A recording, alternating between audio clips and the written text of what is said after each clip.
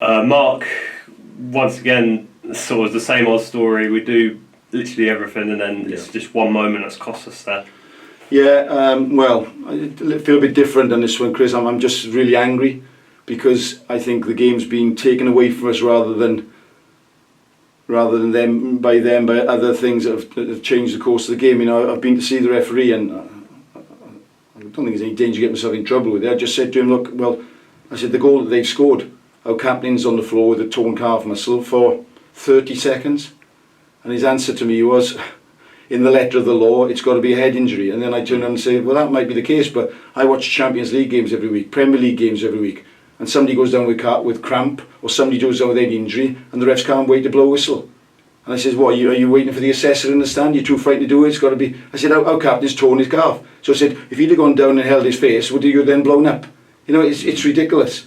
And I understand it's the letter of the law, but if I saw it with the best so-called referees in the world doing it, I could accept it. I can't accept that. You know, in the situation then at the end where, you know, I've looked at it, so I've got the benefit of looking at it again on the television, but Ayub goes down the outside, he knocks the ball, he's clean through, and we've also got two men 20 yards in front of their defenders in the middle of the pitch, and he's trying to tell me it's not a clear goal-scoring opportunity. I mean, how do you say that? And then I said on top of that, well, okay, after I'm thinking, well, he's not going to change his opinion, I said to him, well, what about even if they had three defenders back? The challenge itself was a red card because he took him knee height. So, you know, and I've looked at the goal against, and I don't think they'd have scored it if the captain had been on his feet, because with him down, other people have filled in his position. We left us as a little bit skinny in the far post. So, but hopefully we'll feed off this, because, you know, I said in a strange way, if we'd have won the game, we would have still been thinking we've got to go to Fleetwood and win next week.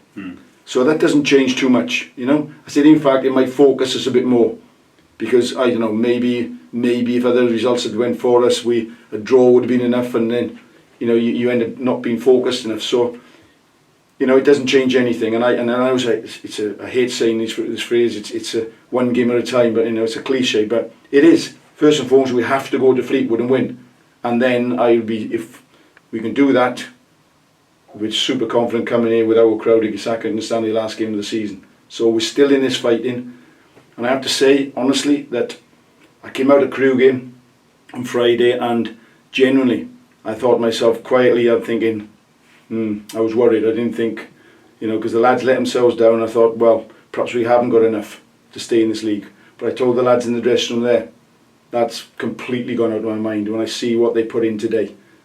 So we're still in this fighting, and we'll recover, and then we'll prepare for Fleetwood next week, and know, as usual, we get our travelling band of fans going there, and let's see what next Saturday brings us. I suppose today you had that extra anger in the performance that you wanted from the boys. You could see them running that extra yard.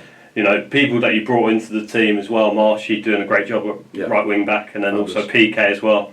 That's exactly what you want to see. That's what you want. I'm a great believer that the players, especially obviously when teams in a situation like clubs in a situation like we are, that players play better when they're angry. It gives you that extra edge. It gives you that extra yard, especially when you're out of possession, which we knew today.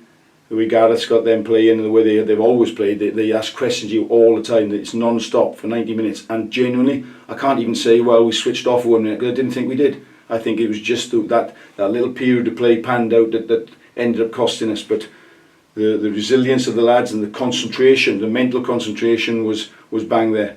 So we again, I sound like a broken record, but we come out with it. We're still in there fighting, and let's see what next week brings. We'll give it everything we got, and there's a real confidence there.